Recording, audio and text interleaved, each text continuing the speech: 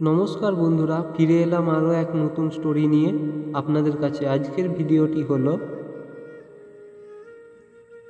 হিন্দু ধর্মের আসল পরিচয় কী। ধর্মগ্রন্থে কতগুলো দেবদেবীর উপাসনার কথা বলা হয়েছে জানেন? হিন্দু ধর্মের উৎপত্তি বিষয়টা আসলেই অনেকটা ধোঁয়াশা, যদিও হিন্দু ধর্মের আসল নাম সনাতন ধর্ম। পশ্চিমী পণ্ডিতরা হিন্দু ধর্মকে বিভিন্ন ভারতীয় সংস্কৃতি এবং ঐতিহ্যের সংমিশ্রণ এবং সংশ্লেষণ হিসেবে গণ্য করেন, যার মূলে একক কোনো ব্যক্তির অবদান নেই এবং এর একাধিক উৎপত্তির উৎস রয়েছে। সনাতন হিন্দু ধর্ম অনুসারে সকল দেবতা আসলে পরম ব্রহ্মা রূপেই বহিঃপ্রকাশ। তাই যে কোনো দেবতাকে বা স্রষ্টাকে পাওয়ার চেষ্টা করা মানেই আসলে ব্রহ্মাকে পাওয়ার চেষ্টা করা।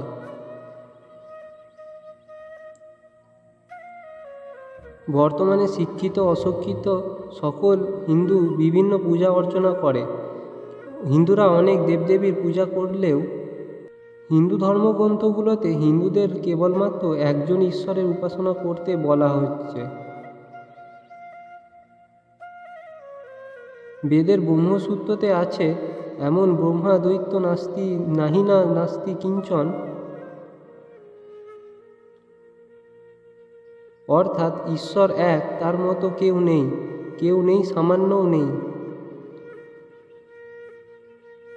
আরও আছে, তিনি একজন, তারই উপাসনা করো।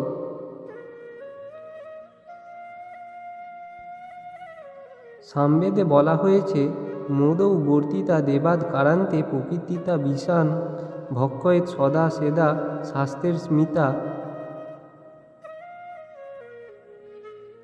অর্থাৎ যে দেবের নামের প্রথম অক্ষর ম ও শেষ অক্ষর দ এবং বিষমাংস ভক্ষণ সর্বকালের জন্য বৈধ করবেন,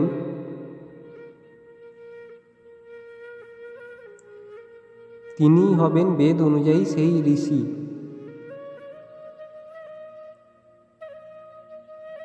যেহেতু হিন্দু ধর্ম প্রাচীন ধর্ম এবং সবার বেদ গীতা পড়ার অধিকার ছিল না, তাই সেই সময়কাল কিছু ঋষিমুনির কারণে মূর্তি পুজোর উদ্ভব হয়েছে।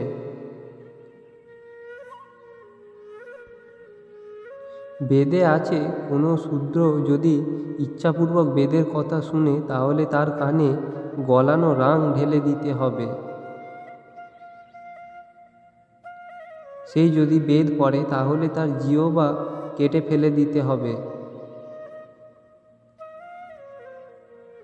আর যদি সে বেদকে মুখস্থ করে তাহলে তার দেহকে টুকরো করে দিতে হবে।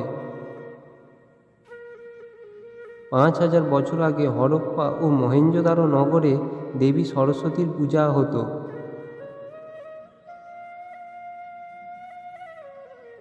বৌদ্ধ সরস্বতীর 3 মুখ ও 6 হাত। বৌদ্ধ জগতে বাগীশ্বর মঞ্জুশ্রী শক্তি সরস্বতী। সাধনমালা নামে বৌদ্ধতন্ত্রে মহাসরস্বতী, বজ্রবীণা সরস্বতী ও বাহ্য শারদা ও আর্য সরস্বতীর ধ্যান আছে। এছাড়া জৈন ধর্মের উত্তর সম্প্রদায়ের মন্দিরে সরস্বতী ও অন্যান্য দেবীর মূর্তি আছে। বাংলার এই জনপ্রিয় দেবী বৌদ্ধতন্ত্রের সৃষ্টি।